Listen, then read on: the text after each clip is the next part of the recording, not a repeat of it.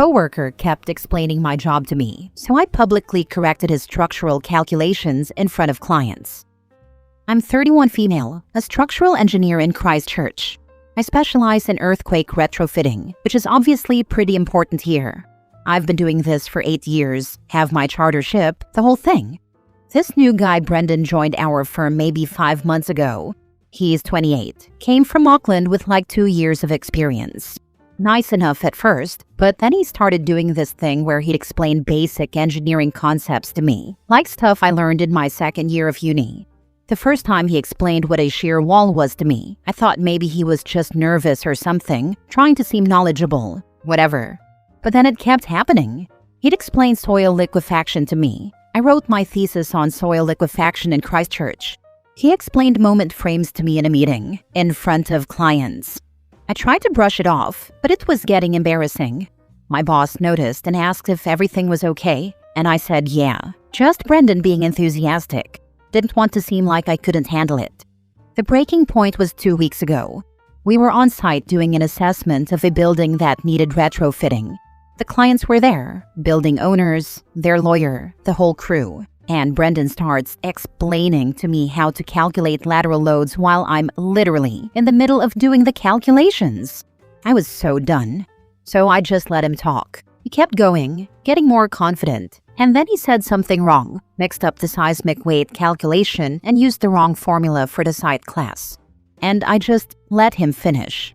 Then I turned to the clients and said, actually Brendan's made an error there. This is site class D, not C, so the calculation needs to account for the softer soil profile. The building would fail with his numbers. His face went red. I pulled out my tablet and showed them the correct calculations, explained why his approach would have been dangerous. Basically did a whole 5-minute thing on why you need to actually understand local soil conditions. One of the clients actually said, oh, so you're the one we should be listening to then. Brendan tried to say he just misspoke, but I was like, no, that's a fundamental error that could have meant inadequate strengthening. He barely talked for the rest of the site visit. When we got back to the office, he pulled me aside and said I embarrassed him on purpose. I said yeah, I did actually, because he's been embarrassing me for months by treating me like I don't know my own job. He went to our boss complaining that I was unprofessional. Boss asked what happened, and when I explained, boss basically said maybe Brendan should focus more on learning from senior engineers than explaining things to them. Brendan's been weird with me since, like overly polite but also clearly annoyed. Some of the other guys think I went too far doing it in front of clients. But like, he was literally giving them wrong information. That's not just annoying, that's dangerous. Also, maybe don't explain earthquake engineering to someone who's been working in Christchurch through all the retrofitting for the past 8 years. Now for the top comments. You corrected his dangerous errors because it's your job. You did not do it in retaliation. This is not a he did this so I did that scenario, because you absolutely had to correct him. Anyone in your position would have. Don't frame this as you retaliating and maintain you were simply doing your job. I feel like you did him a favor professionally by calling him out in front of clients, because this way he will likely think twice about mansplaining in his next job, because he got the cringe from the clients. Had you called it out privately or at the office, it would have been the whole uptight female shtick. Agree, people act like public correction is some brutal humiliation, but in a safety-critical field, it is literally risk management. He chose to grandstand in front of clients on a topic he half understood, and she chose to protect the building, her license, and the firm's reputation. If his takeaway is I felt embarrassed, instead of I nearly underdesigned a retrofit, that is on him, not on her tone. Yeah, exactly. The stuff they are doing has human health and safety, depending on their work. The mistake isn't, oh, we lost some money because we manufactured a batch of widgets that look wonky. It's a mistake that could actually cost lives. Engineers at OP's level get paid the big bucks because we trust them to not make stupid mistakes. The coworker thought his gender magically granted him the same level of experience and seniority and knowledge as the OP, so he could be trusted with the same level of credibility to not make mistakes that his female superior held. He was wrong. The lesson learned was that junior hires need to have humility, and soil stability parameter knowledge is not stored in the balls. Next story. Am I the a-hole for not firing the cleaning lady because my girlfriend asked me to? This is a dumb argument, but I really need people to weigh in because my girlfriend and I somehow ended up in a full debate over it. I, 42 male, have a cleaning lady who comes every other week. She's incredibly hardworking, very friendly, and over the 2 years I've known her, she has proven to be completely trustworthy. She usually comes while I'm at work, and I get to come home to a spotless house. Honestly, one of life's top-tier pleasures. A while back, she mentioned that she'd had a can of Pepsi from my fridge while she was cleaning. She even asked if she should pay me back. I told her absolutely not, that she has my full permission to grab a drink or a quick snack if she wants. Cleaning someone's entire house is physical work, and I don't expect her to go hours without hydrating. Since then, she's occasionally had a soda, a glass of juice, or once, she made a piece of toast. That's it. She has never taken advantage, never helped herself to meals, snacks, or anything beyond a tiny pick-me-up. So fast forward to the other night. My girlfriend, 38 female, was over and casually mentioned she saw my cleaning lady stealing from the fridge. I explained she definitely wasn't stealing. She has my permission, and I'm the one who offered it. Plus, she works consistently the whole time she's here. A 60-second break doesn't magically make her unprofessional. My girlfriend insists it is unprofessional and that it could lead to boundary crossing. I told her I've known this woman for 2 years, and there has never been a single issue. My girlfriend, however, thinks this is some kind of red flag and says I should fire her before it gets worse. Now I feel like I'm losing my mind. Why would I fire someone who does an excellent job, has never betrayed my trust, and only takes what I explicitly allow? To me, this feels like a non-issue. So, am I missing something? Am I being naive? Or is my girlfriend blowing this way out of proportion? Not the a-hole. Your cleaning lady is following predetermined rules and is not taking advantage of you. As you said, she's hardworking and doing what you agreed with. Why mess with what's not broken? Exactly my argument. I would make sure girlfriend hasn't abused your cleaning lady in any way.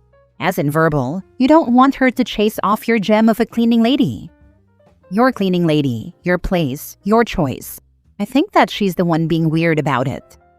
My girlfriend thinks it's weird. I don't understand what's so weird about it. My house is clean and she does a great job every time. That's all I care. You're dating a mean girl. I wouldn't appreciate someone I've dated for 5 months telling me how to run my home. My wife used to be that cleaning lady. Cleaning an entire house in a few hours is freaking hard work. You're a good human. Your girlfriend? Maybe not so much. Her mask seems to have slipped a bit. How people treat the help is telling. It is hard and she has multiple clients a day. I don't see how it is inappropriate to sit down and drink a glass of juice. It's not like she stole my dinner. Next story. Am I the a-hole for refusing to cover for my coworker during her mental health breaks, even though I know she's struggling? I, 25 female, work as a case coordinator at a community clinic. It's a demanding job, and our small team is constantly stretched thin. One of my coworkers, Lena, 29 female, has been going through a rough time.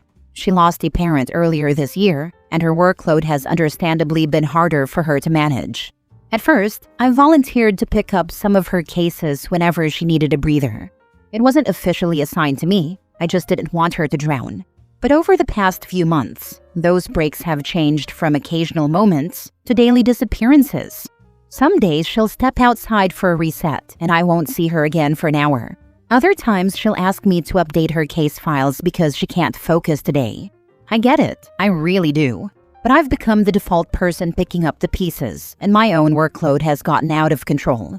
Last week, I had 3 emergency cases come in back to back. At the same time, Lena messaged me asking if I could just handle 2 of her follow-ups because she needed a walk. I told her gently that I couldn't. I was already drowning. She responded with, "Okay, but I thought you understood what I'm going through."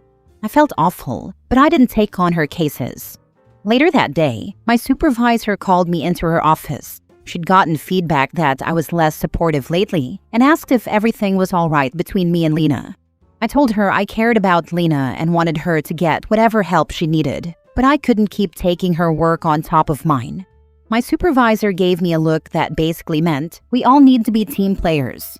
I didn't argue, but I went home feeling like I'd betrayed someone who trusted me. Yesterday, Lena barely spoke to me. I tried to check in, but she brushed me off. One of our other coworkers quietly told me Lena had said I didn't care about her mental health. That honestly broke me a little. I've been trying so hard to be supportive without losing myself in the process, but now I feel like the villain in the story. I'm torn between wanting to be kind and realizing I'm being taken advantage of, even if not deliberately. I don't want to resent her, and I don't want her to sink, but I'm close to burning out myself. Does she take some of your workload when you're struggling? No? Then it's not a very good team, is it? If this lady can't get through her day without your long mental health walks and can't do her own work, she needs to go off sick. You're not the problem here, and you shouldn't let your boss imply that you are. No, she doesn't. I work even when I am not mentally okay. Not the a-hole. You need to go back to that manager and explain how many hours of work you did for Lena as a team player. That you helped her where you could, but you can't anymore. And at no time did you say rude things to her. Lena needs to apologize, make it right, and thank you for helping her. You need to write a follow-up email to HR too. They are taking advantage of you. I'd even make it straight with the coworkers. Hello, it has come to my attention that someone thinks I am not being a team player or not caring about mental health. That is blatantly a lie. I have taken on extra work during the last X months. However, I no longer have the time with an influx of emergency cases. If you would like to sign up to help her, please let manager know. But it sounds like you may need to find someplace else. This place is not great with supporting you. Thank you. This really made me feel better. I will compose the email to the HR and see what he has to say. Not the a-hole. Make a list of all the things you've done for Lena. Make it clear you've done your part. At this point, Lena should be doing more of her work, not less. It's been long enough for that, or for her to be told to take time off and replaced with someone who can do their work. Talk to your boss again, and possibly HR if the boss doesn't care still. This is not okay. You already have your own heavy workload. You do not need hers.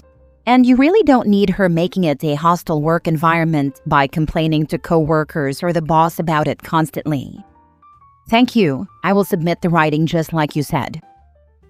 Last story. Would I be the a-hole if I tell my coworker he can't participate in Secret Santa due to his conditions? Plus update.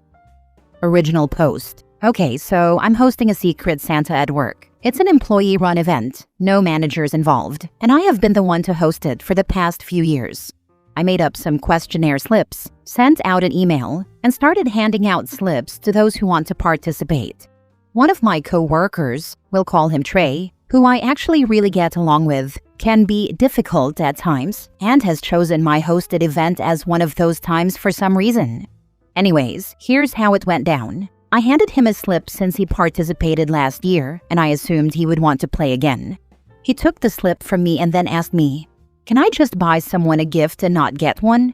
I told him no, it doesn't work like that. Someone is going to draw his name, and they're going to want to get him a gift. He told me to just put in someone's name who doesn't want to play. I said, "They don't want to play though, so I'm not gonna do that. You either play or you don't. There's no in-between." This just makes sense in my head. But he kept arguing with me, saying he really doesn't want any gifts, and he doesn't need any more clutter in his house, but he still wants to buy a gift for someone. Another coworker overheard our conversation and kind of called me out for it, saying, "Damn, just let Trey give a gift to someone and put someone's name in at random. Someone gets an unexpected gift, and Trey doesn't have to receive one." I really hate the idea of this, but I told Trey I would think about it. But that just makes no sense to me. I'm not gonna put a random person's name into the hat, and I'm not gonna start asking around who wants to get a gift but doesn't want to buy one. I feel bad because I want Trey to be able to play and participate with us, but I don't like getting pushed into changing rules and making exceptions for people. In my head, the way I set it up is the way the game is played. You either play or you don't. Am I wrong though? Should I just let him donate his gift to someone else? Maybe his gift could be for the break room? Oh, this is a good idea too. I'm going to suggest this to him. Why don't you recommend that Trey ask for a donation to a charity for his gift? He could write down that he doesn't need anything and ask for a modest contribution made to one of a list of charities. Thank you for this. I ended up giving him this as an option. Basically, I told him he could choose to find someone to put in his place or write down to donate to charity in his name. He is thinking about putting another of our coworkers' kids down for fun. I'm going to let him participate so long as he gets it figured out on his own. Thanks everyone for the ideas and recommendations. For those that were a bit aggressive in your responses, I just want to say, I know this sub can get really heated, and there are some really disturbing posts here sometimes. But this was more meant as a fun way for us to settle our little situation. We got it handled and all is well. Now for the update. Hey guys, the issue has been resolved. You can see some of my replies for the full story. In short, I have asked him to handle the logistics of his gift, and I'm going to let him play. The post is still getting some traction. I was going to ask the mods to close it, but I really enjoy reading about people's work Secret Santa experiences, so keep the stories coming lol. I'd like to say a few things about some points people keep making. 1. Just let him play and don't put his name in, and then one person won't have to buy a gift. My response: it takes the fun out of the game for most people. Like we saw with Trey, pretty much everyone wants to buy a gift for someone. That's why they play. Getting gifts is always fun too, of course, but we all love to buy gifts for people, and I'm not going to take that away from anyone. That's why I asked Trey to find someone on his own who is willing to do that. 2. I pressured him into participating when he didn't want to. My response: okay, I know I didn't say it outright, but just so everyone is aware, it is voluntary participation. No one has to play. Trey wants to participate, just without receiving a gift in return. 3. Have a raffle for whatever gift he gets. My response: to be frank, I really just don't want to set this up. I was pressured into doing the Secret Santa by my coworkers again because I've done it in the past and no one else will really organize it. But I'm extremely busy at work right now and had so many issues last year with managers getting involved. I really didn't want to have to do it again. Before you say I shouldn't have done it at all, I'll explain myself a little. For one, it started as an alternative to the absolutely terrible job our company does for their Christmas gifts. It ends up being a lottery every year with some people getting huge flat screens and others getting a dog bowl lol. We started doing Secret Santa as our own way of taking control and making things fair and fun, and also being able to further bond with each other. It's a small company and we're all pretty close, especially us hourly folks. 2. The company is shutting down on December 31st, and this is a way for us to kind of go out on a high note in regards to our friendships and work relationships. Some of us may never see each other again. It's been a good bonding experience for us in the past, so I figured we should do it one last time while we can. Well, I've rambled on long enough lol. Thanks for listening everyone.